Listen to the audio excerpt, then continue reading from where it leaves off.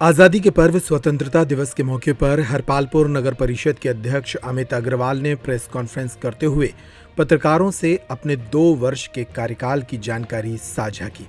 इस दौरान उन्होंने बताया कि उन्होंने हरपालपुर नगर में किन विकास कार्यों को पूरा किया है और कौन से विकास कार्य अभी अधर में लटके हैं। मीडिया के समक्ष उन्होंने क्षेत्र की पेयजल समस्या, अतिक्रमण, स्वच्छता से जुड़े कई सवालों के जवाब दिए। सफाई को लेकर हम लोग पूरा प्रयास कर रहे हैं नगर में।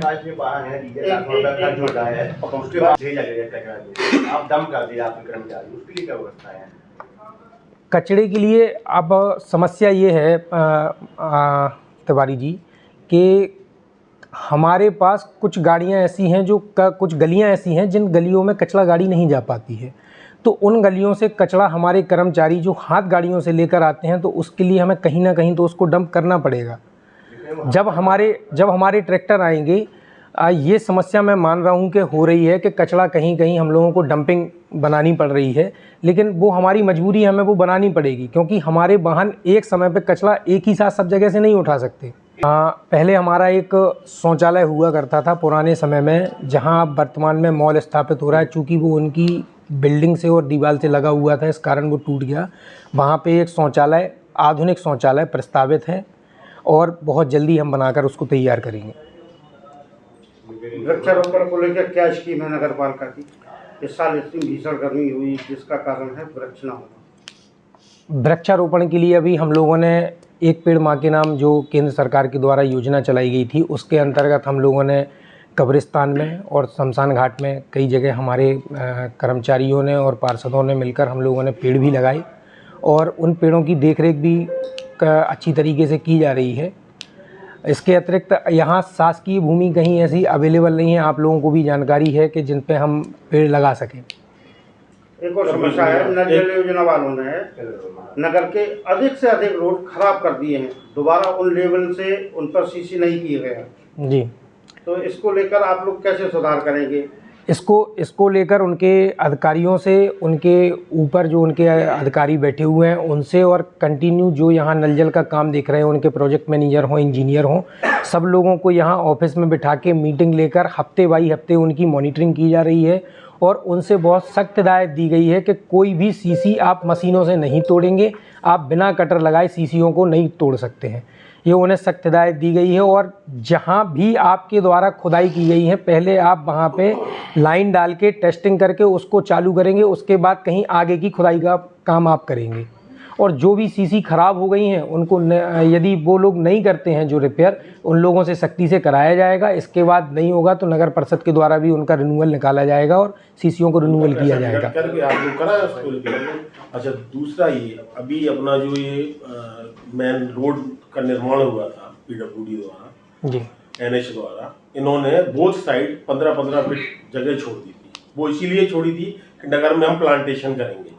उस पे विधिवत अतिक्रमण हो रहे हैं, लोगों ने आगे दुकानें निकाल ली, शेड लगा लिए, शटरें लगा ली, और जो नाला बनाया गया था उसकी आउटलेट का आज तक व्यवस्था नहीं हुई। 2.5-3 साल हुए, वो भरा हुआ है, मतलब उसका बैक पानी आदमियों के घरों में घुस रहा है क्योंकि उसके आगे निकलने की रास्ता ही नहीं है और वो आज तक उसकी आउटलेट को देखा ही नहीं गया कि आउटलेट है किधर।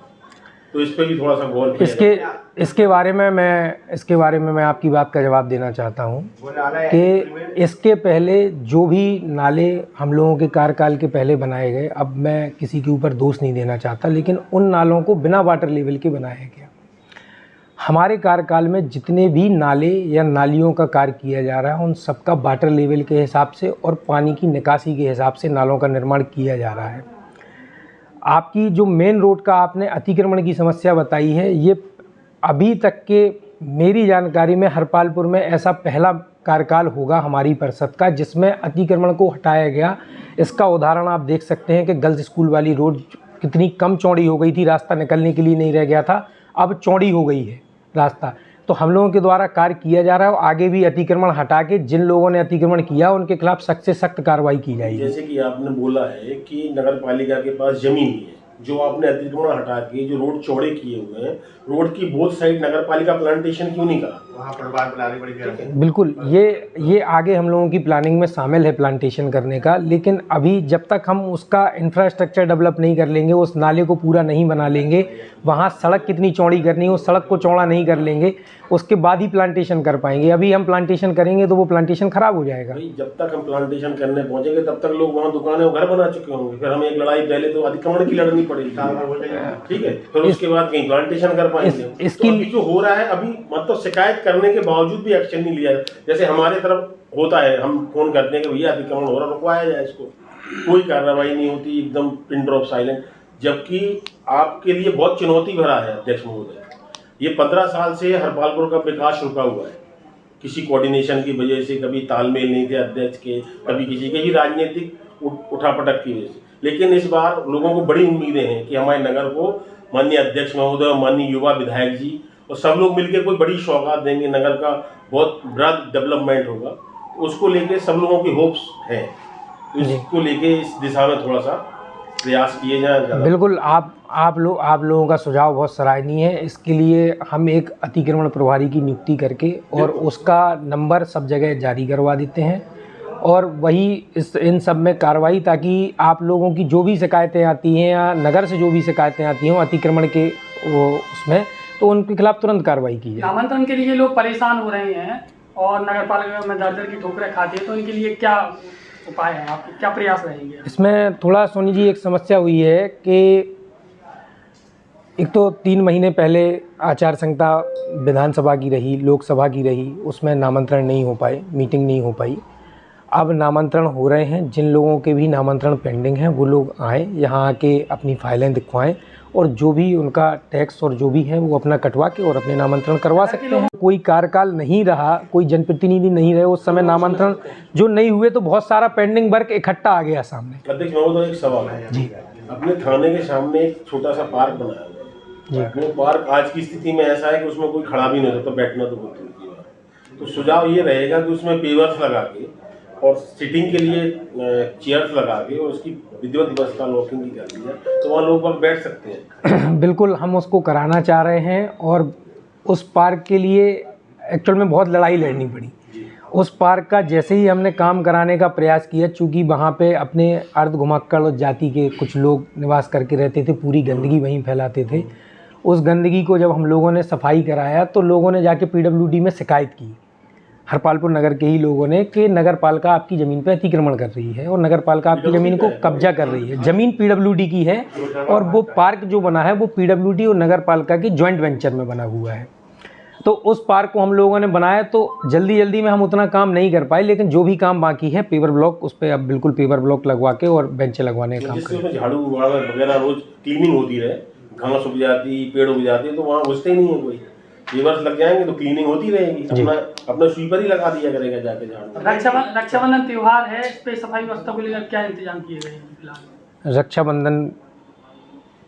रक्षाबंधन के त्यौहार को देखते हुए सफाई व्यवस्था को लेकर पूरा नगर पालिका अमला अलर्ट है और पूरे कर्मचारियों की ड्यूटियां लगा दी गई हैं, और आपको सफाई व्यवस्था में निरंतर सुधार देखने को मिलेगा। वो मुख्यतः उसी सड़क से होकर निकलता है। सरस्वती शिशु मंदिर, SD गवर्नमेंट स्कूल, 3 बड़े स्कूल होने के बावजूद भी सड़क पर इतने बड़े गड्ढे हैं कि कई बच्चियां साइकिल से वहां पर गिर चुकी हैं, किसी का हाथ टूट गया है। अभी थोड़ी सी बारिश में ही आप देखो सड़क पे, पूरी सड़क पे गड्ढे वहां पे दिखाई दे रहे हैं। एक्चुअल में वो सड़क PWD विभाग के अंतर्गत आती है। दूसरा, अभी PWD विभाग से जब मेरे अध्यक्ष बनने के बाद हम लोगों ने प्रयास करके PWD विभाग की सारी रोडें जितनी हरपालपुर में हैं सबको रिपेयर कराया गया था, क्योंकि वहाँ लोगों ने अतिक्रमण करके दोनों साइड मकान अपने बहुत ऊंचे कर लिए हैं, जिससे पूरा पानी सड़क पे आके भरता है। पानी सड़क पे आके भरता है, जिस वजह से डामर की सड़क PWD के द्वारा जो बनाई जाती है वो बार टूट जाती है। वहाँ पे एक साइड का नाला हमारे द्वारा टेंडर ऑलरेडी लगा दिया गया है। उस नाले को जैसे ही हम बना लेंगे, वहाँ पे लोगों के अतिक्रमण तोड़ने के बाद उस नाले को बनाया जाएगा और सड़क का ढाल उसमें किया जाएगा, और PWD का जितना एरिया है उस एरिया के बाद जितनी भी सड़क बचेगी उसको चौड़ीकरण का कार्य आगामी कार्यकाल में हम लोग करेंगे।